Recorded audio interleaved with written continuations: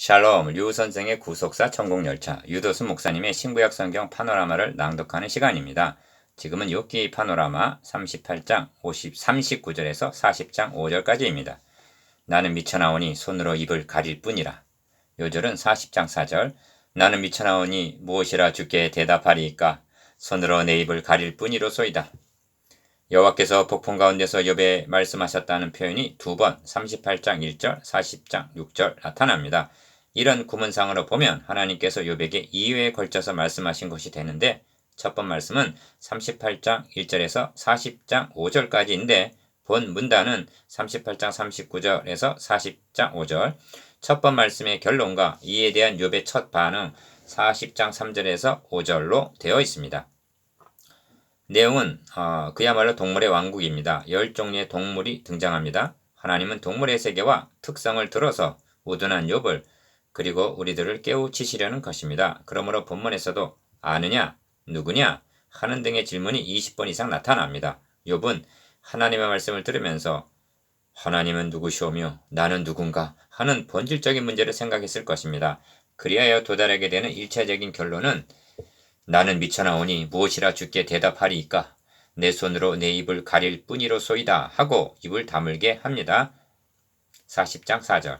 도표를 보시면 하나님과 변론하려 하는 자는 대답할지니라는 말씀을 중심으로 1. 사자 까마귀에도 먹을 것을 주신다. 2. 염소, 사슴, 나귀 등도 살아갈 수 있게 하시고 3. 들소의 야성을 말씀하고 4. 타조의 미련함을 말씀하고 5. 말의 용병을 말씀하고 6. 매와 독수리의 멀리 봄을 들어서 말씀하십니다. 7. 이 말씀을 듣고 욥은 나는 미쳐나오니 손으로 입을 가릴 뿐이로소이다 하고 깨어집니다. 그렇다면 욥이 어떤 깨달음을 얻었기에 이렇게 낮아지고 겸비해진 것인가? 이를 두 단원으로 나누어 상고하겠습니다. 첫째 단원 38장 39절에서 39장 12절 까마귀 새끼를 돌아보시는 하나님. 둘째 단원 39장 13절에서 30절 멀리 바라보는 독수리의 총명. 주제, 나는 미쳐나오니 손으로 입을 가릴 뿐이라. 기여, 사도 바울은 표면적 유대인이 유대인이 아니오 이면적 유대인이 유대인이며 신령에 있고 의문에 있지 아니한 것이라. 로마서 2장 28절에서 29절라고 합니다. 그렇다면 본문에서도 표면적인 문자나 동물만을 볼 것이 아니라 이면을 보고 신령한 의미를 생각하는 알레고리에 빠지는 것은 아닐 것입니다.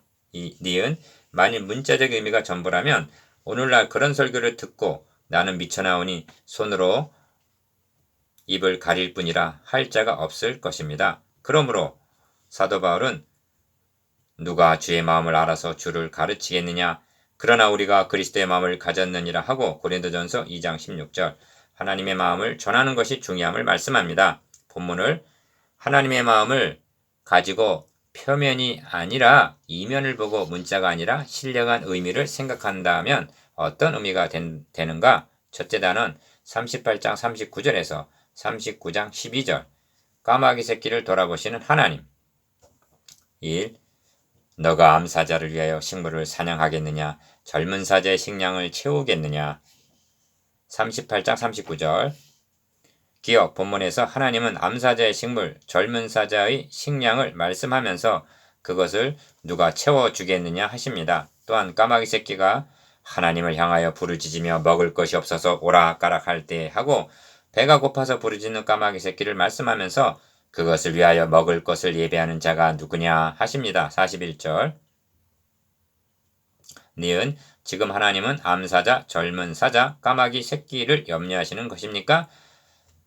모세율법의 곡식을 밟아 떠는 소에게 망을 씌우지 말라 기록하였으니 하나님께서 어찌 소들을 위하여 염려하심이냐? 전혀 우리를 위하여 말씀하심이 아니냐? 과연 우리를 위하여 기록된 것이라 말씀합니다. 고린도전서 9장 9절 10절 지금 하나님은 욥과 세 친구를 위해서 그리고 우리들을 위해서 하시는 말씀입니다. 디귿 주님은 말씀하십니다.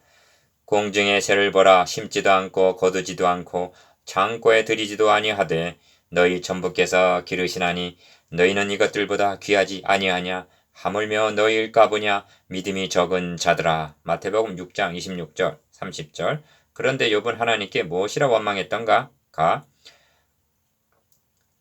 주께서 어찌하여 얼굴을 가리우시고 나를 주의 대적으로 여기시나이까. 13장 24절. 나 그는 진노하사 나를 찢고 군박하시며 나를 향하여 이를 갈고 대적이 되어 뾰족한 눈으로 나를 보시고. 16장 9절. 다 하나님이 나를 칠 틈을 찾으시며 나를 대적으로 여기사 내 발을 착고에 채우시고 나의 모든 길을 감시하신다고 말한 것입니다. 33장 10절에서 11절.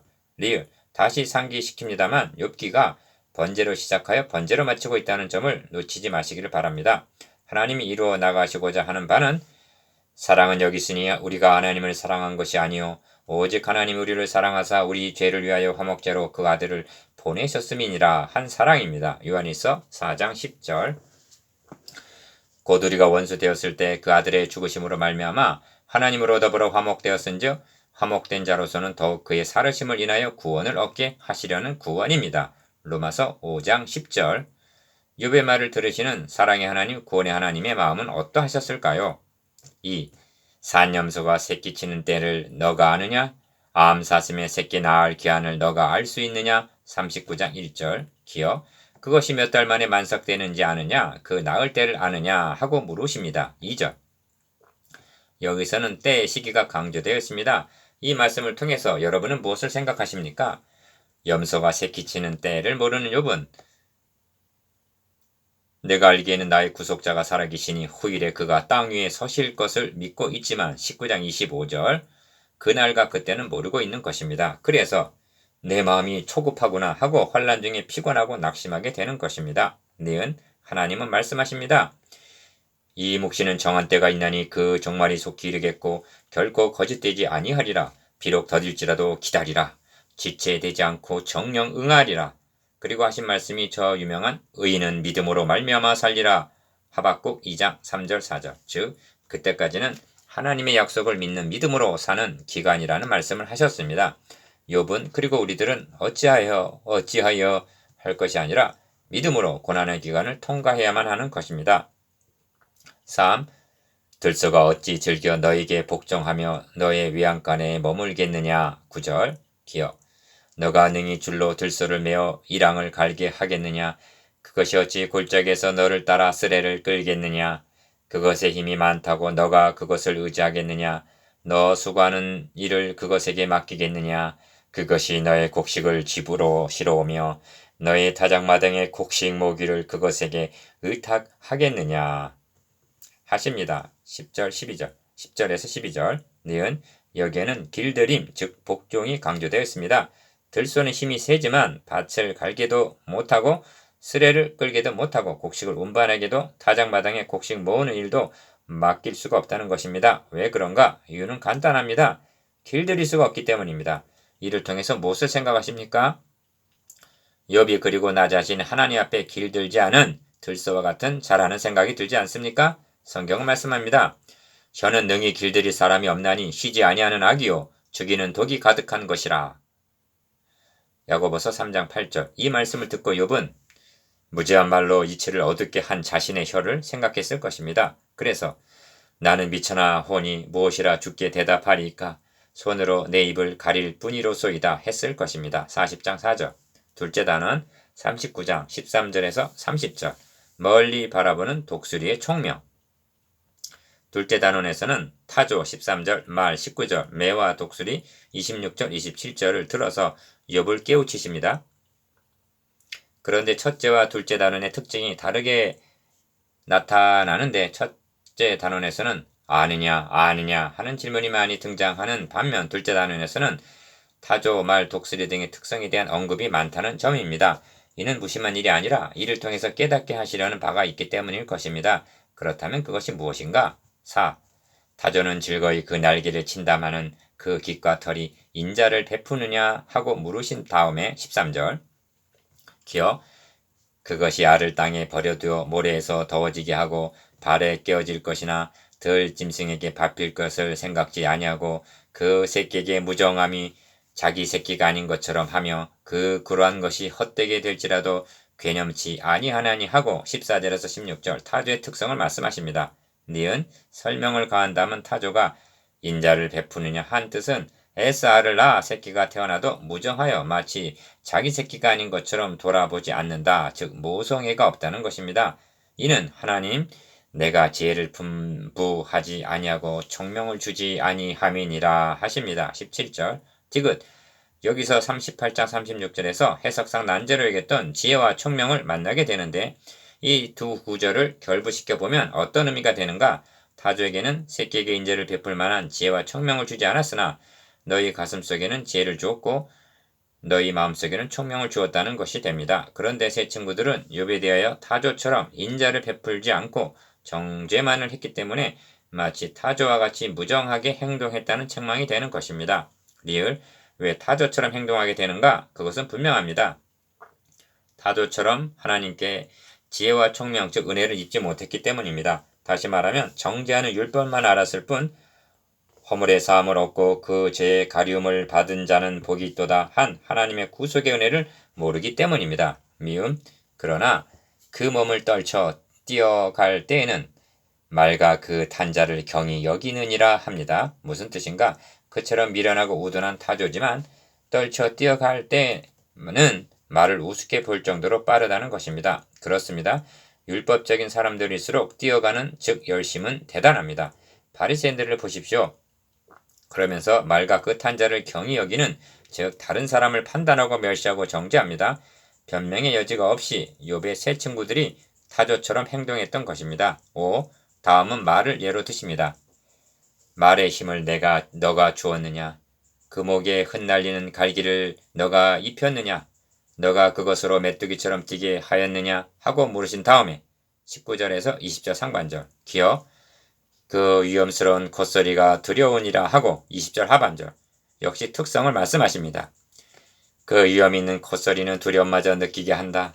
말은 앞발로 땅을 힘있게 차며 전쟁터로 달려가면서도 두려움을 모르고 칼과 맞서도 피하지 않는다. 그 위에서는 화살통이 덜커덩거리고 긴 창과 작은 창이 햇빛에 반짝거린다. 그것은 나팔 소리가 나면 미칠 듯이 앞발로 땅을 차고 달려나가며 나팔 소리가 날 때마다 콧소리를 내고 멀리서도 전쟁 기미를 알아차리며 싸우는 소리와 지휘관이 명령하는 소리를 다 듣는다. 20절에서 25절 현대인의 성경. 니은 말에 대한 특성을 들으시면서 여러분은 무엇을 생각하십니까? 하나님 욥에게 그리고 십자가 군세된 우리들에게 기대하는 바가 이러하시리라는 생각이 들지 않습니까? 사실 욥은 1장 2장에서는 이런 당한 모습을 보였습니다. 그러나 3장부터는 사실 욥은 1장 2장에서는 이런 당당한 모습을 보였습니다. 그러나 3장부터 뭐뭐 했었더라면 어찌하여 하고 흔들리기 시작하여 불평하고 원망하는 데까지 이르게 된 것입니다. 6. 끝으로 매와 독수리를 예로 들어서 욥을 깨우치십니다.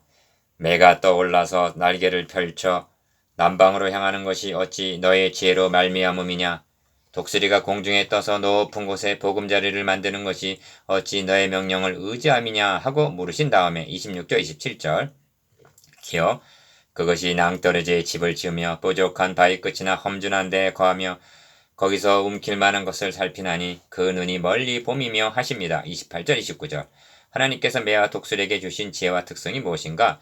높이 올라서 멀리 보는 것입니다. 니은 성경은 이런 것이 없는 자는 소경이라 원시치 못하고 그의 예절을 깨끗게 하심을 잊었느니라 하고 말씀합니다. 베드로서 1장 9절 소경과 원시가 대조되어 있습니다. 멀리를 내다보지 못하는 자는 근시가 아니라 소경과 다름이 없다는 뜻입니다. 지도자의 치명적인 결합은 소경이 소경을 인도하여 둘이 다 구덩이에 떨어지게 하는 것입니다. 디귿 주님께서 그 새끼들도 피를 빠나니 살육당한 자 있는 곳에는 그거 독수리도 거기 있느니라 한 30절을 인용하셔서 주검이 있는 곳에는 독수리들이 모일지니라 하고 마태복음 24장 28절 예루살렘의 멸망과 최후 심판에 대한 계시록 19장 17절 18절 징조로 말씀하신 것만을 보아도 본문의 문자만을 보아서는 안 된다는 경계를 받게 됩니다. 7. 이렇게 말씀하신 후에 여호와께서도 욥에게 말씀하여 가라사대 40장 1절 기억 40장 1, 2절은 하나님께서 욥에게 하신 첫 번 말씀의 결론입니다. 변박하는 자가 전능자 다투겠느냐 하나님과 변론하는 자는 대답할지니라. 2절. 그래도 할 말이 있느냐 하십니다. 니은 욥은 참으로 나는 전능자에게 말씀하려 하며 하나님과 변론하려 하노라 했고 13장 3절 또 말하기를 내가 어찌하면 하나님 발견할 곳을 알고 그리하면 그 보좌 앞에 나아가서 그 앞에서 호소하며 변백할 말을 입에 채우고 내게 대답하시는 말씀은 내가 알고 내게 이르시는 것을 내가 깨달으리라 하고 아주 당당한 자세였습니다. 23장 3절에서 5절. 디귿 그러나 하나님을 만나고 말씀하심을 들은 이제 욥은 나는 미쳐나오니 무엇이라 주께 대답하리이까 손으로 내 입을 가릴 뿐이로소이다. 내가 한두 번 말하였은즉 다시는 더하지 아니하겠고 대답지도 아니하겠나이다 하고 겸비해진 것입니다. 4절 5절. 욥기를 여기까지 상고한 우리의 고백도 이러합니까? 그러면 이것으로 족한 것일까요? 만일 그러했다면 40장 41장은 기록될 필요도 없었을 것입니다. 그러면 무엇이 아직 부족하단 말인가? 리을 본장을 마치기 전에 까마귀 새끼를 돌아보시는 하나님은 욥을 그리고 우리들을 더 귀히 여기시건만 나는 들소처럼 길들여지지 않고 타조같이 미련하고 사랑이 없는 것이 아닌가? 하나님은 욥을 그리고 우리들을 준마같이 충성스럽고 독수리처럼 멀리 보는 자 되기를 기대하시건만 나는 문제만을 바라보는 소경은 아닌지 다시 새겨봅니다. 7. 묵상해 보겠습니다. 기어 까마귀 새끼에게 먹을 것을 예비하시는 하나님에 대해서 니은 타주의 무정하고 인자가 없는 것에 대해서 디귿 준마의 충성스러움과 독수리의 원시를 통해서 하나님의 기대하심에 대해서